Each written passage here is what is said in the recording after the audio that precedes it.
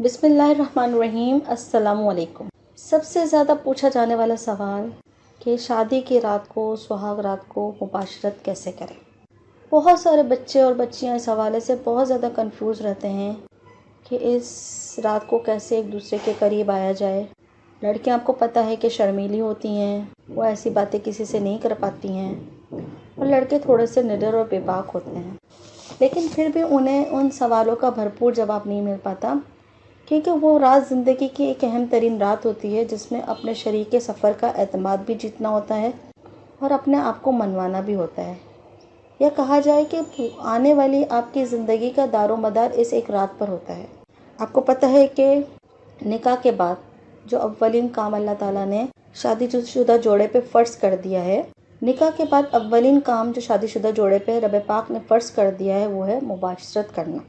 आपकी आने वाली ज़िंदगी का पूरा इन्हिसार इस एक रात की मुबाशरत पर होता है, क्योंकि लड़की भी डरी हुई होती है कि शौहर से कि आया वो मेरे साथ क्या करेगा, और लड़का भी थोड़ा सा तज़ब्बुब का शिकार होता है, कंफ्यूज होता है कि आया मैं लड़की का दिल जीत पाऊँगा, वो मेरे करीब आ जाएगी। तो ये सब बातें होती हैं।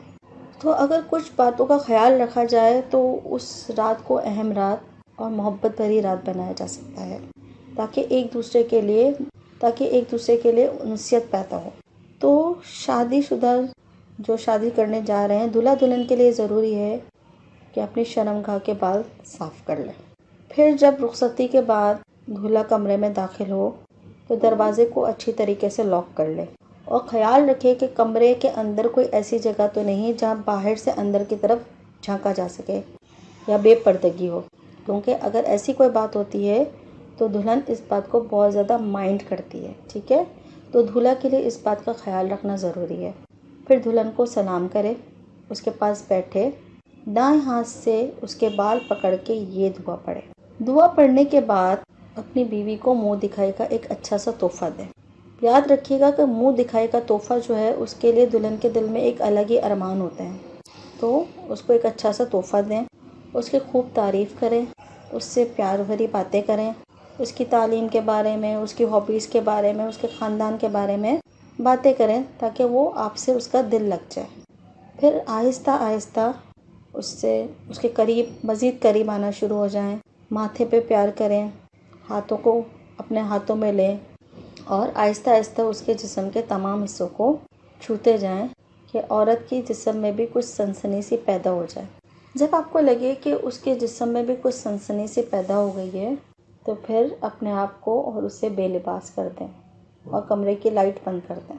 मर्द को चाहिए कि औरत की दोनों टांगें जो हैं अपने कंधे पे रखे, ठीक है, और मुबाशरत के लिए ज़ाहिर सी बात है पहली रात है तो कोई तेल या कोई जेल जो है उसका इस्तेमाल करें, ताकि वो इंटरकोर्स में जो है वो आसानी हो, दाखिल होने में आसानी हो। तो अपने वज़ू पे वो लगाए और आहिस्ता आहिस्ता करके अपनी बीवी की शर्मगाह में दाखिल करें। ठीक है, अगर आपकी बीवी को कुछ दर्द महसूस हो रहा है, पेन हो रहा है, तो कुछ देर के लिए रोक दें। ज़ोर ज़बरदस्ती वाला मामला ना करें, क्योंकि औरतें जो हैं, दुल्हन जो है वो बिदक जाती है।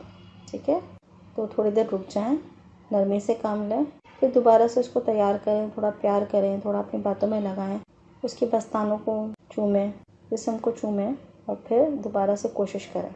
और फिर जब आहिस्ता आहिस्ता करके आप दाखिल कर लें तो वज़ू को आगे पीछे करके जो है, जब मनी खारिज होने का वक्त हो जाए तो अंदर में खराज कर दें, और इसके बाद कुछ लम्हे ठहर के एक दूसरे की शर्मगाह को अलग कर दें।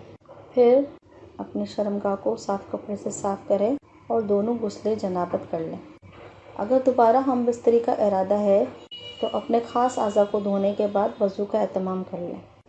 एक रात में एक से ज़ायद मरतबा भी हम बिस्तरी की जा सकती है, कोई मसला नहीं है।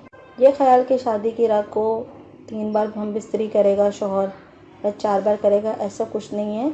शौहर की रज़ा है तो वो दोनों मियाँ बीवी का अगर रज़ा है तो 1 बार भी काफ़ी है, और दोनों अगर राज़ी हैं तो 2 से 3 बार भी कर सकते हैं। इसमें कोई कैद नहीं है, क्योंकि आपकी औरत है, आप जैसे चाहें उस रात को लुत्फ़ हासिल कर सकते हैं।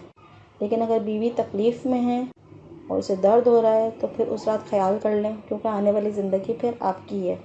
जज़ाकल्लाह।